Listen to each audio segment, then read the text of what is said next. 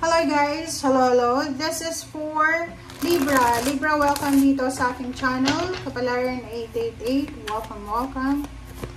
Alamin natin kung anong messages, vibration, gabay, energy para sa lahat ng Libra. I hope na makuha nyo ang energy dito guys. Okay. So, bago pala natin simulan yung reading, yung energy na hinahanap natin dito is kung ano ba yung kailangan ng alisin sa buhay mo na mga imbalances na sa buhay mo or kung ano ba yung pwedeng itira, diba? Okay, Strength card and 7 of Wands. This is your strength. Ano ba yung lakas mo? Sinasabi ng barahan na kailangan mong proteksyonan ang sarili mo. You need to protect yourself, physical. Sinasabi ng baraha sa'yo dito na matulog ng tama, kumain ng tama, mag-exercise, spend time with your family, take care of your emotion, take care of your health, physical, mental, spiritual, psychological, financial health.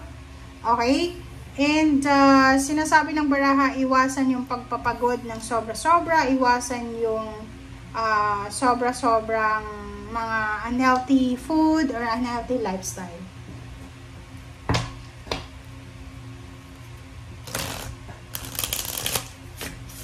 Basta sinasabi dyan sa'yo na you need to be conscious sa iyong physical, mental, emotional, sa lahat, sa well-being mo.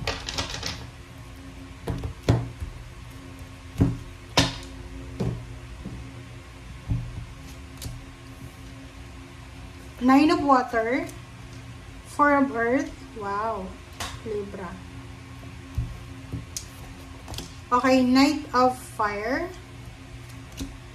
6 of Water, Knight of Air, wow. Sa ilalim mo guys is Queen of Water and 8 of Water. So nakikita ko sir dito, merong mga Libra na posibleng sila ay magta-travel. It's either kailangan nilang hanapin ang katahimikan sa buhay nila.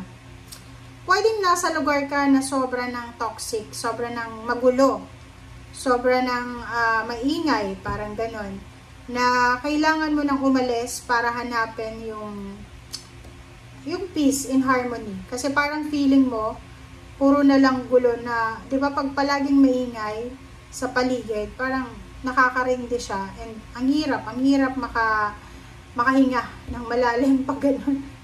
Okay, so dito sinasabi ng baraha sa'yo na you're searching for peace and harmony.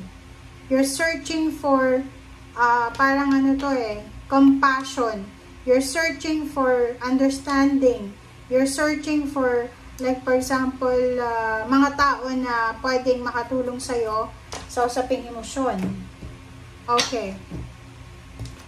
Nine of Water, sinasabi ng baraha sa'yo na merong mga Libra dito na makakatanggap ka ng isang balita or communication.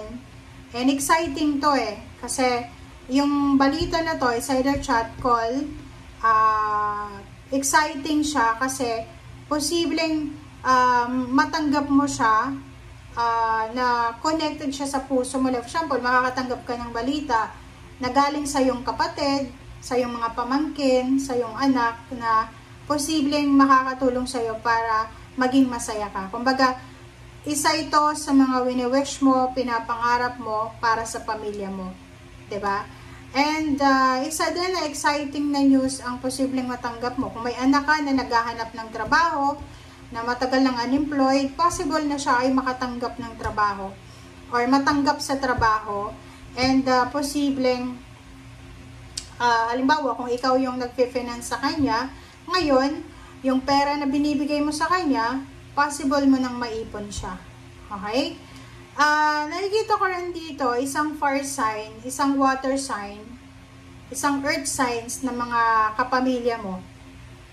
Kasi malapit to sa puso mo Sila yung mga tao na possible na makakatulong sa'yo para maging masaya ka. Kumbaga sila ang magiging rason kung bakit makakaramdam ka ng satisfaction and achievements.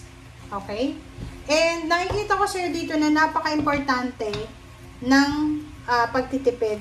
Sinasabi ng baraha sa'yo na because of sobrang excitement natin, minsan, hindi natin nabibilang yung pera natin eh. 'Di ba? Na parang sa sobrang excitement mo, gastos ka ng gastos, na nakalimutan mo na may budget ka pala. So, kailangan mong iwasan yan. Alright, so, nakikita ko sa'yo dito na meron ka na posible na kapamilya. Maybe hindi ikaw yan, or maybe kapamilya mo to. Kakilala or kapamilya. Maybe siya ay naghihintay ng tulong or nanghihinayang. So, pwedeng nanghihinayang siya sa'yo.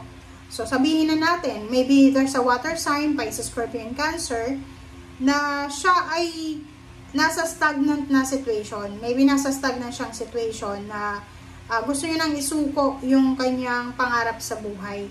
And nakikita ko yung regrets eh. Four of Wheels, dalawa yung Four of Wheels mo dito. So, is either ikaw yan, or other person siya, or ibang tao, or kung sino man siya na hindi related sa'yo, pero kilala mo. Or pwedeng naging connected sa'yo, or attached sa'yo for several years. Sinasabi ng baraha dito na meron dito na isang tao, pwedeng ikaw yan, or pwedeng parte ng pamilya mo, na naghihintay kayo ng pera, or naghihintay kayo ng harvest season. It's either may negosyo ka, tapos yung negosyo mo, hindi masyadong maganda yung inflow ng revenue ng pera. Meron din dito na parang nauubos na yung ipon na pera because everyday may ginagastusan. Parang ganon. So, maybe may ipon kang pera or meron kang inipon na pera tapos napansin mo, paubos na yung pera. So, walang nagawa. Like, for example, nagpaplano ka sana sa perang yan na inegosyo, or ibili siya ng sasakyan, or ipatayo ng bahay. Pero, out of the blue, parang naubos lang, na nauwi lang sa wala. So, ngayon, parang ang pakiramdam mo is nasa 8 of Swords ka, entrap, stagnant, nahihirapan sa paghahanap ng pera, nagsisisi kung bakit hindi binantayan yung paglabas, pagpasok ng salapi sa buhay nila. So, parang ganun. So, dalawang Libra ang nakikita natin. May Libra na sobrang happy, sobrang excited kasi nakuha niya yung financial and emotional wishes niya. May mga Libra din na nangihinayang, nasasaktan because sinayang nila yung pera nila, yung ipon nila. Okay? Thank you guys for watching. Bye!